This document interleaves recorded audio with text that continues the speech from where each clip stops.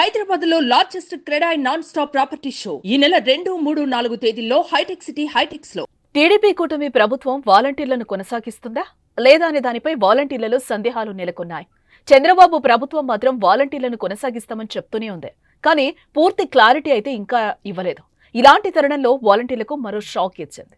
రాష్ట్ర వ్యాప్తంగా ఉండే గ్రామ వార్డు సచివాలయాల సిబ్బంది వాలంటీర్ల గత ప్రభుత్వ హయాంలో వివిధ సంక్షేమ పథకాలు ప్రజలకు చేరవేసే ఉద్దేశంతో ఆయా క్లస్టర్ సభ్యులతో క్రియేట్ చేసిన వాలంటీర్ వాట్సాప్, టెలిగ్రామ్ గ్రూపులను తక్షణమే డిలీట్ చేయాలని ప్రభుత్వం ఆదేశించింది.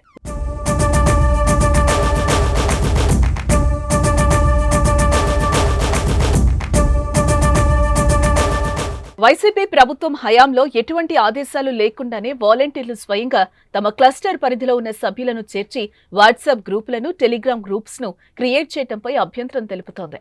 ఈ గ్రూప్స్ ద్వారా ప్రస్తుతం ప్రభుత్వానికి వ్యతిరేకంగా ప్రచారం చేస్తున్నారనే ఆరోపణలతో అలర్ట్ అయింది. ఆగస్టు 5 సాయంత్రం 5 గంటల్లోపు ఆయా గ్రూపులను డిలీట్ చేయాలని ఆదేశాలు జారీ చేసింది. ప్రజలకు కూడా సూచనలు చేసిన ఏపీ ప్రభుత్వం గతంలో ఏవైతే వాలంటీర్లు క్రియేట్ చేసిన గ్రూప్స్ ఉన్నాయో వాటి నుంచి వెంటనే తొలగిపోవాలని సూచించింది. సచివాలయం సిబ్బంది ప్రజలకు అవగాహన కల్పించాలని, స్వతహాగా ఆయా గ్రూప్స్ నుండి ఎగ్జిట్ అయ్యేలా చూడాలని GSWS ఆదేశాలు జారీ చేసింది. ఈ మేరకు ఈ గ్రూపులను వెంటనే తొలగించేలా చర్యలు తీసుకోవాలని జిల్లాల కలెక్టర్లకు ఆదేశాలు అందాయి.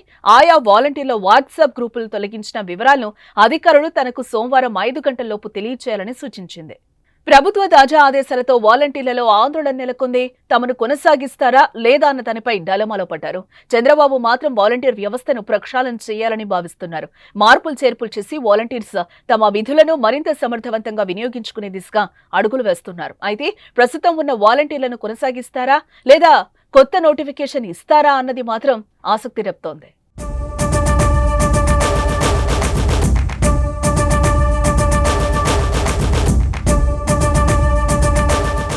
సుమన్ టీవీలో మీ పర్సనల్ అండ్ బిజినెస్ ప్రమోషన్స్ కోసం కింది నెంబర్కి కాంటాక్ట్ చేయండి.